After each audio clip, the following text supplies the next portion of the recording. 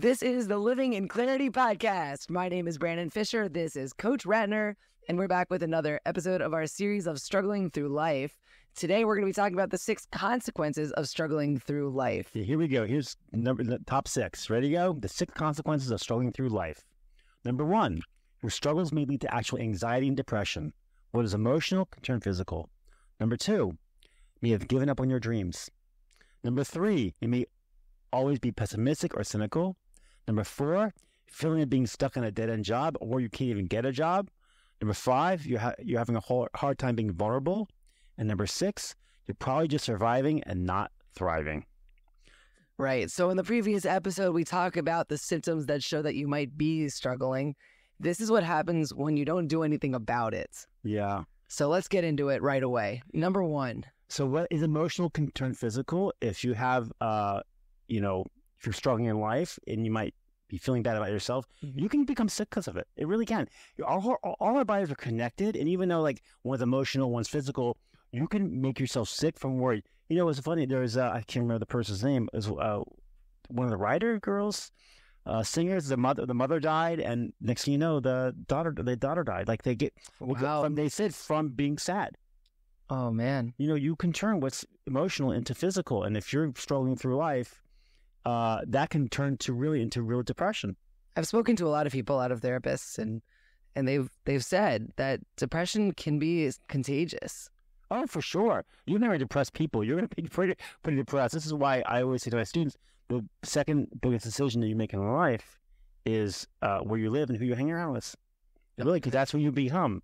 The number one decision you make in your life, number one biggest decision is who you're going to marry. That's a big one. Right.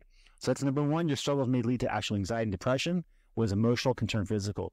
Number 2, Brandon? Yep. Number 2, you may have given up on your dreams. And this is so common. It's so sad. When we're kids, we imagine whatever you want to be. You can play one day you're a doctor, the next day you're a crocodile hunter, or you're Indiana Jones. Whatever you want to be, you are. And these dreams, as you get older and older, start to develop limitations. You start to find out what you're good at, what you're bad at. You know, I pretty much discovered by the time I was like, 18 or 19, I'm not going to be Michael Jordan. But it took until you were 18 and... No, I knew beforehand. I knew I had clarity, but we all wanted to be Michael Jordan. Everyone wanted to be Mike. Yeah. Be like Mike. I still would be like Michael Jordan. Yeah? Yeah. It wouldn't be so bad. And that's when I on the basketball court, that's who I pretend I want to be. But of course, I never really had, that was obviously never a real dream. Right. But me being a piano player was a real dream for me. Yeah. You know, I played a lot in high school. I played for all the choruses and for the band and for all the singers. And I was really good. I practiced for many hours a day. And I played Chopin, Rachmaninoff, Gershwin. And one day, those dreams were shut down. My dreams got shut down in one split second. My junior year in high school, you've heard the story. Yeah. I walked into a all-county chorus event. And I was in the chorus, and I walked in, and I saw all these pianos, and I saw all these people playing pianos, and there were a lot of young Korean girls, and they were unbelievable. And they were just like 10 times better than me. And I the idea of me, and before this time, I was actually going to apply to Juilliard School of Music in New York. Because at that time, in the 80s, there was a TV show called Fame. I want to live forever. I want to learn how to fly high. And it was a great show. And I wanted to be on Fame. So I was going to apply to Juilliard School of Music in New York and Oberlin School of Music in Oberlin, Ohio. And those were the 2 top schools at the time. I don't know if they still are. I have no idea. But anyway, I'm like, I'm not doing that. Like, there's no way that I can play anywhere ever as good as these young, nice ladies. I couldn't do it. I couldn't. And so there was not even an application. Wasn't an application. And the crazy thing is, now that I'm teaching personal growth and relationships and motivation, I'm like, wait a second. I could have been a very successful piano player in many different realms. It might not have been classical music on stage with the National Symphony, because I wasn't that refined. Right. Because there's usually geniuses who do that. But I certainly could have played on Broadway. I could have played in musicals. I could have written music for TV shows and Hollywood. I could have done lots of great things. I think that now I think a lot all the time about everything. I'm always writing stuff.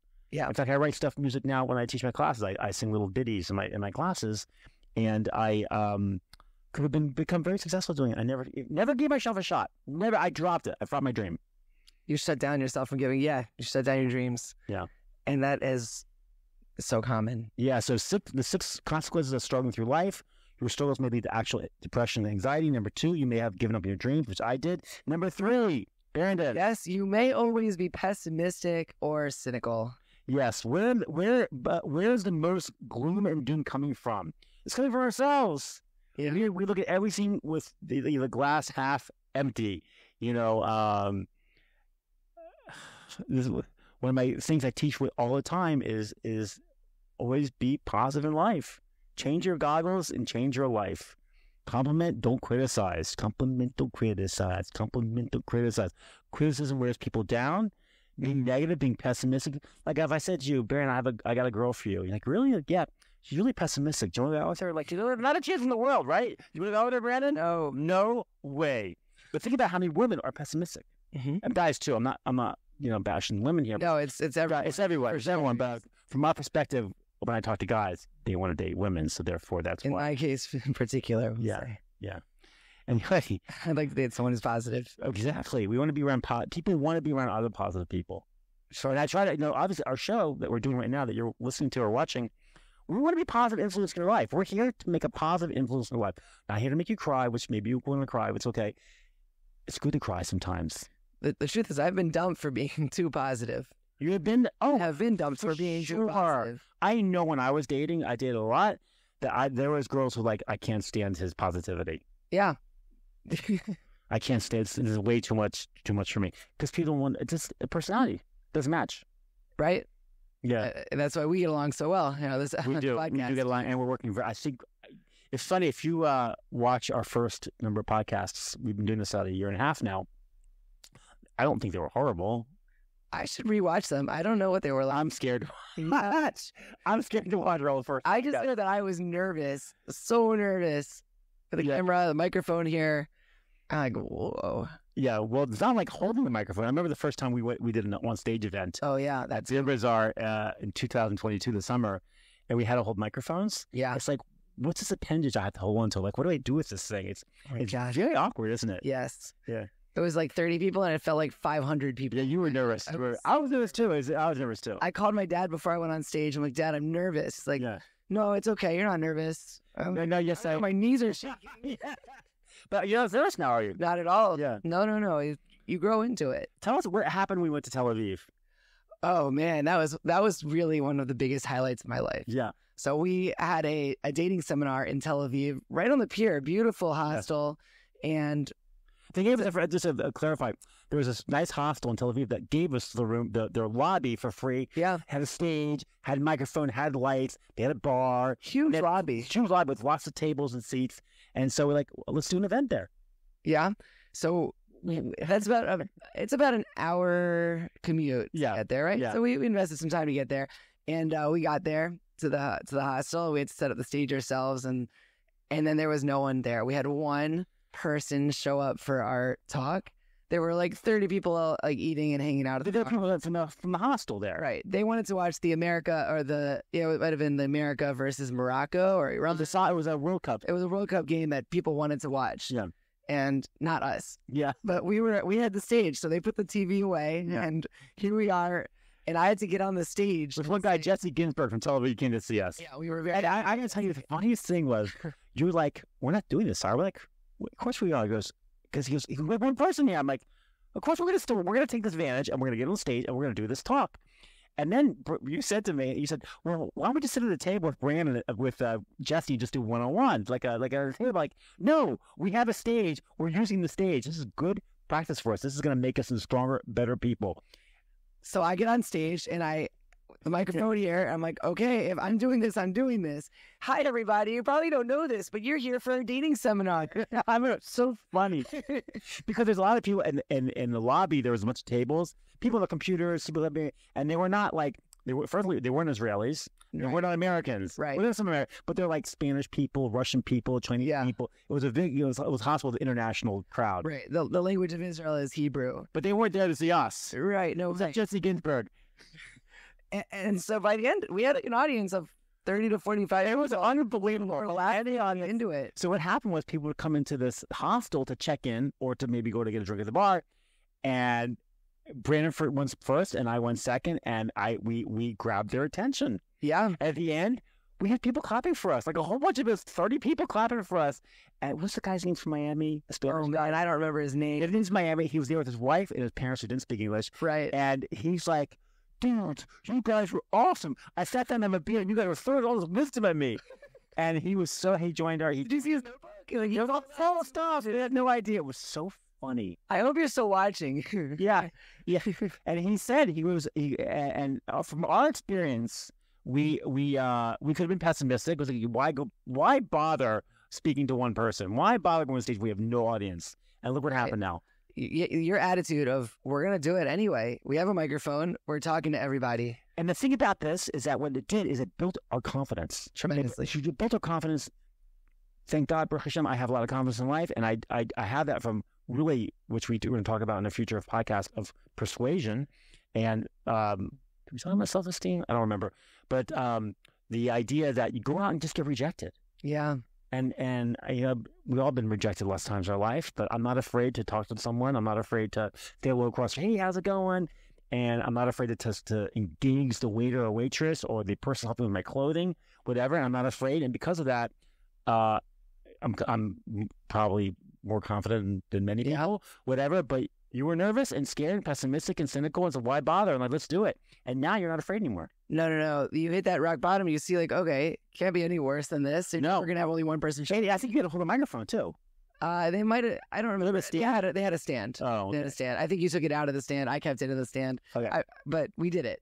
Okay, number 4, Brandon, number 4. Number 4 is feeling of being stuck in a dead-end job or you can't get one. Yes. So many people have jobs and they're not happy and they're afraid to switch because either they don't want to not get a paycheck. And when you get stuck in that, you're struggling. I mean, you're not happy. If you're not happy in a job, you're not happy in life. Right, because you think you can't get another one. Like, yeah, the devil you know is better than the one you don't know. Right. And I think a lot of people end up living in that, kind of stuck in that routine. I don't like this routine, but it's better than the unknown. And it could be that you've had a number of jobs and you're just not happy working in general. Right. And so you got to change your goggles and somehow figure out, how do I make this job fun? It's really a result of giving up on your dreams. Well, like the piece we talked about, was this today? We talked about me working in the pizza place. That I made it fun. I started making up different kinds of pizzas. I made up these calzones. We called them It's a Pizza because the pizza place It's a Rolls because the pizza place was called It's a Pizza. I went to school near Washington College in Fredericksburg, Virginia. And I made my job fun. And I used to throw the doughs in the air, and we'd have a beer or two while we're working. I don't know if I was allowed to. Anyway, I was forgetting about that. That's part of the story. Anyway, what was this? I was legal. I was legal because. But if your boss is watching this, sorry. Yeah. No, you gotta have fun. You gotta make your job fun. And of course, I worked at the pizza place in college. All my friends would come in to visit and whatever. And you have to make everything in life fun. And if you do make it fun, you won't be so pessimistic, and you won't feel you're stuck in this dead end job. I mean, you probably won't take a job because we talked on different podcasts. You feel like it's below you. You don't know where that job working for folding shirts or sweeping dirt. You don't know where that job's going to lead you. You have no idea. You have no idea. And that's how people move the ladder, go from one job to another, and next thing you know, they're a CEO of a corporation, of a company, or building something that they have pleasure out of because they started as some janitor somewhere. But instead of sitting at home feeling bad about yourself, get out and do something.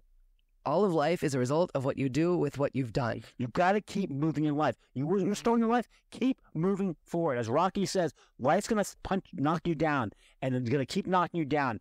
It's those that get up and keep moving forward. And life's going to throw those punches at you. And it's hard and it hurts. But you keep getting up and moving forward, and you'll get somewhere in life. You'll stop struggling in life. And you'll look back in your life one day and say, oh my gosh, I can't believe I was struggling so bad. But thank God I kept moving forward, and look at me now. Yeah. So we were talking about the 6 consequences of struggling through life. Number 1, your struggles may lead to actual anxiety and depression. Number 2, you may have given up on your dreams. Number 3, you may always be pessimistic or cynical. Number 4, feeling of being stuck in a dead-end job. I'm going to say one more thing about number 4 before we move on to number 5. Go ahead. Okay? Because I think that there's a difference between being stuck in a dead-end job versus experiencing the day-to-day grind. Because not all of life is this exciting thing, and that's okay. That doesn't necessarily mean that you're struggling. It doesn't mean that like you should change your job when everything gets kind of boring. What we mean when we say you're stuck in a dead-end job, it means that you're doing something that really goes either against your morals, against your integrity, maybe is not at all aligned with your purpose or your passions. Correct. That's a dead-end job. If you're doing something that you chose because it's getting you to where you want to go and you love doing it, and then it gets a little bit boring or you don't love doing it. Or you don't love doing it. That's right. It doesn't necessarily mean you're in a dead-end job. The grind is something that takes consistency, it takes showing up, and it's not always exciting, but it's getting you towards where you want to go. A dead-end job is not getting you towards where you want to go, and that's the key that I wanted to emphasize here. So now, number 5 is you're having a hard time being vulnerable. No, I put this in here because I think being vulnerable is a very important thing in life. It's funny, it's not funny, I guess, but in Latin, the word emotion means to move. Mm-hmm. When you have emotions, it means moving. Yes. That's so interesting. And there are different ways we handle emotions. One is suppressing, keeping everything in. Another is venting, yelling. Another is numbing, we use drugs or alcohol. Another is transforming. And we basically want to transform our emotions because the greatest transformation you'll make in your life is when you believe in yourself. Really, that's the greatest. And some people have a hard time being vulnerable, which means they have a hard time saying I'm wrong. Mm-hmm. They have a hard time saying, which I know people, saying I'm sorry, I made a mistake, and giving a real apology, not I'm sorry, but if you didn't do that, then that's not a real apology. Right. Or they have a hard time saying I love you. Mm-hmm. Do you know how many people have a hard time saying I love you? Yes. I can imagine it's a lot. Yeah. I think I don't hear it from my wife that often, but if she ever said, you never say, I'm like, do you remember our wedding day? And she'll say, yeah. I'm like, remember before we got married, I said I love you? She goes, yeah. I say, if there's a change, I'll let you know. I'm just kidding. I do tell her that, right? Yeah. Maybe not as much as I should. You tell her that you love her. Yeah, I tell her. I was that. Jokingly saying that was a joke, but we have a hard time saying I love you. We have a hard time crying. And you also have a hard time doing hugging. Because I work with a lot of students and I can tell when there's emotional issues. Yeah. And I'm like, let me have a hug. And many people have a hard time. You can tell the guys who are emotionally strong and willing to become vulnerable. Yeah. And the guys who are having a hard time, it's generally coming from a place where they were, it could be there was some abuse in their life, different kinds. And it could be that they came from a broken relationship, which means the parents were divorced or there was dysfunction or... By the time, I do want to say there are times that parents should get divorced. That there are times. It just doesn't need to be 50 or 60%, whatever the stats are now. But you want to be able to understand where your emotions are coming from and become vulnerable. Yeah, you never know where those blockages come from, and not everyone is going to invest the time to explore. But being vulnerable is one of the most important things because it's when you get to truly represent who you are. Yeah, there's a great analogy that was a great rabbi. His name was Avraham Twersky. He lived in Pittsburgh. He died a few years ago, and he used the analogy of a lobster. What's a lobster? A lobster, is a hard shell animal in the ocean, and what happens every so often, it goes through what's called a molting process. So its body grows, but its shell doesn't. So when that happens, it's in pain, and it needs to shed its shell. And so what it does is because when it sheds its shell, it becomes vulnerable, and all the other, sharks and sea creatures can come eat it. So it hides under a rock until it grows a new shell. And once it grows a new shell, it comes back out into the world. What we may do when we feel uncomfortable or we feel emotional pain, we go see a doctor. Mm-hmm. And he gives us Percocet or Valium or something. And that's obviously, if you're in physical pain, you might need that. But if it's emotional, there's other ways you can solve it. We do that in our self-esteem podcasts. We take drugs, and then we just never lose our shell. We never become vulnerable, but we have to become vulnerable. And it's hard to become vulnerable. It's like I said, it's hard to say I love you. It's hard to say I'm sorry. It's hard to forgive other people. And when we do that, we become vulnerable, we cry, and we hug, and we'll be much happier people because of it. And if we're struggling through life, it could be a time we have a hard time apologizing. We have a hard time admitting we were wrong. Yeah. And when you have a hard time forgiving somebody, I've used this recently, and funny when I watched the podcast, I made a mistake, but I'm going to correct it now. Imagine a high school teacher holding up a glass of water in his hand with his arm stretched out. Mm-hmm. And he goes to the students, how much does this glass of water weigh?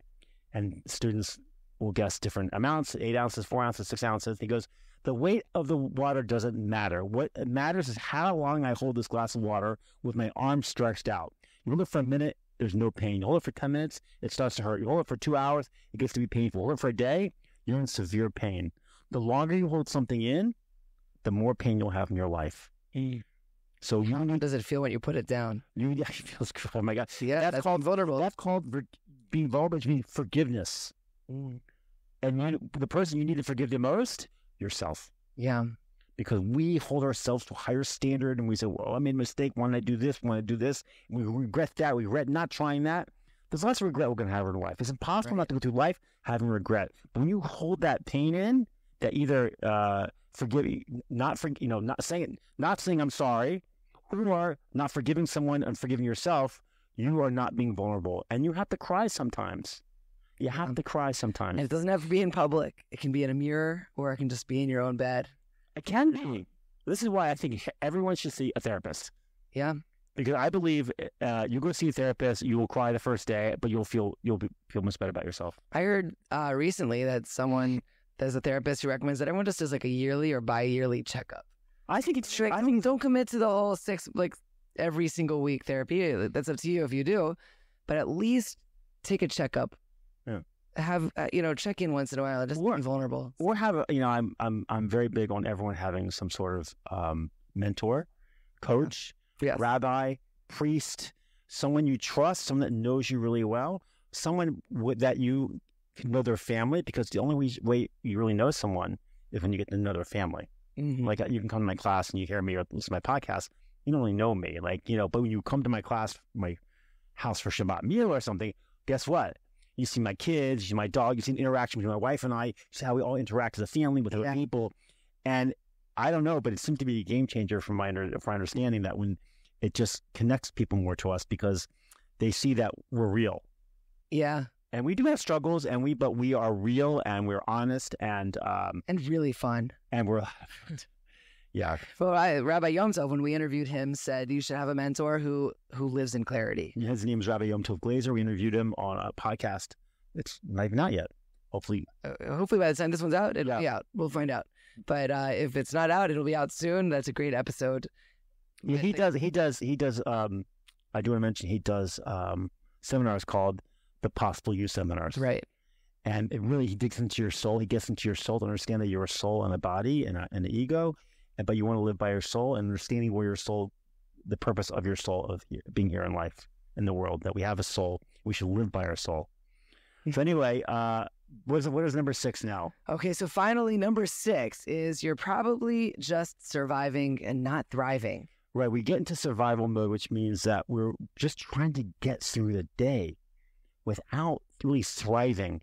And sometimes you have to do that. I know sometimes you have to, especially... We had someone at our house recently who had for a Shabbat meal, and they have 5 girls, and most of them are little. They're all little. Like I think the oldest was 9, but there's like a baby and like a 2-year-old and a 3-year-old and a 4-year-old and like a 9.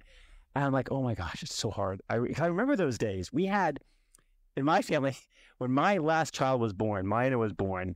My oldest was 7. Wow, 5 kids, 7 and under, and we had no twins. Yeah. And I remember it was so hard. It was very, and I saw this poor family. I'm like, oh my gosh, I remember how it was. And I really had to at that point in time, I'm not thriving. Right. I'm trying to survive. Yeah. Right. But as time went on, and I teach my kids to be independent and they start taking on things themselves. I am not a helicopter parent by any means. Damn, oh my gosh. I wish you did an episode on that. Parenting? Oh my gosh. Gosh, give these kids a break. They can do things themselves. It's okay if they are 3 feet away from you. I whatever. I'm not going to get I admire the way you parent, by the way. Your kids are extremely independent. They're coming over with their friends. They're going to their friends' houses. Yeah. But you trust them. They're doing things and they're growing on their own. You have to let your kids thrive. And you don't want to put them in like this on top of people. I remember when I was back in Maryland at Cabin John Park. I think you lived there. Yeah. It was Cabin John Park. right in between. And I take some of the little ones there, and they'd be like running around, falling down. I mean, they put dirt in their mouth. I don't care. I'm like that. It was crazy. It was so cool, but you always got splinters. Yeah, whatever. And then they go to slides and stuff, and like I just let them roam. I can see them. I mean, I'm not going to go in the woods, but I'm not going to let them out of my sight. But I see them, and there are people I've seen. I can do this here, and they're there's kids. And they're walking around, and they're maybe like 2 or 3 years old. They're not, great walkers, but they're walking on the ground, and they're hovering over them. I'm like, what are you doing? Stop it! I'm like, please, your kid's gonna be it's gonna be a mess because they have no independence. They're gonna be like just crying every time you're not there. Let your kids be independent because you want them to basically, to thrive in life. And when you have 5 little kids, sometimes you have to survive. Let me just get through the day. Let me get through till 5 o'clock after dinner. We clean up, and then we get them in the bath. I used to give all my kids a bath, and then get them pajamas, and then read stories. And I fall asleep reading stories, and they go to sleep, and then finally, okay, I made it through that day. And that is surviving. And there are times in life we just had to survive. Yeah. But I knew that would be. I knew that was a hard time in my life. It wasn't like I didn't know. I knew I have 5 little kids. It's a struggle, and I was very blessed to have in-laws. I still am very blessed to have in-laws who, if we needed to get out, I'd call them up and they'd help out. It's huge. I don't understand how people have raised families without their in-laws around, or sisters or brothers. I think it's very, very important that family units stay together and near each other. And it was such a help, even though they weren't there all the time. They're older, so but when I needed them, they were there for me, I'm so blessed to have in-laws like that. Yeah. So, even my mom, before she died, she babysat. It was I think 2 weeks before she died, I was living in Potomac, Maryland. She babysat, I think I had a 3-year-old, a 2-year-old, and an infant. And I think she walks to all of them. Wow. And then 2 weeks before she died. I think a few, yeah. It was definitely a week or two before she. Was it a sudden death? Well, she had cancer, and then, and then she had chemotherapy, and of course, it comes back and attacks your brain. Yeah. It was long, and it attacks the brain, and then once it attacks your brain, you're done. I mean, you're in hospice. That's what happened. Mm-hmm.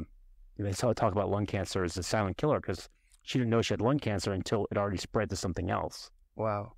This is why my lung cancer, I'm so blessed that I was able to catch it early. Thank God. By accident, a gift from heaven, really. That my wife made me go, listen to your wife. I'm telling you this right now. She made me go to the chiropractor because my back hurt. Mm-hmm. And I don't want to go see a doctor. What guy wants to go see a doctor, right? You're seeing the doctor. I know, I don't want to see a doctor. So she's like, go to a chiropractor. I'm like, I'm not going to a chiropractor. She said to me one day, the chiropractor is across the street from your office. She's across from your office. I made an appointment. It's this afternoon. You have nothing to do this afternoon. It's my birthday present and my anniversary present because they're both around each other at the same time in the fall. Wow. And so I went. I'm like, fine, twist my arm. I'll do it. So I did it for my wife, and she took an X-ray of my back, and then she did some work on me for an hour. And then at the end of the appointment, she goes, do you have a spot in your lung? I'm like, what's she talking about? Wow. And that's how I discovered my lung cancer was through a chiropractor X-ray. Wow. Is that unbelievable? Yeah, it really is. 1.8 centimeter mass in my upper right-hand lobe. Had it removed. Was that the source of your back problems? No, the source of my back problems was playing basketball for 2 hours a day in the summer, blacktop, Washington, D.C. heat every week. Where? We played in Silver Spring, Maryland, at our elementary school. Okay. And then when we played indoors, I didn't have a problem because it was not blacktop. Yeah. But outdoors, it just wrenched in my back. And I'd wake up in the morning, Monday mornings or Sunday afternoons, I'd play. And I'd have to pull myself. I remember how to pull myself out of my car because my back hurt so much. I don't think it was cancer. No, interesting. Because at that point in time, it was a 1.8 centimeter mass, which is not that big. It's like this or something. I don't know if you can't see it. It's not very big. Maybe that's smaller golf ball. Smaller, yeah. Smaller than half size of a golf ball. Sure. And so I don't think that was doing it. Wow. I'm sure at that point, the back didn't matter as much anymore. No, I didn't really care about the back. So most people go through life basically not trying to hurt themselves, trying to get a letter, not trying to get a letter from the IRS or get the dreaded C disease, which is now corona or cancer, right? Or being late to work or getting sick. And basically that, God put us here for one thing. And you know what that is? To thrive? To thrive. You know how we know this? Where's the first place that God placed man? Beautiful garden. Garden of Eden.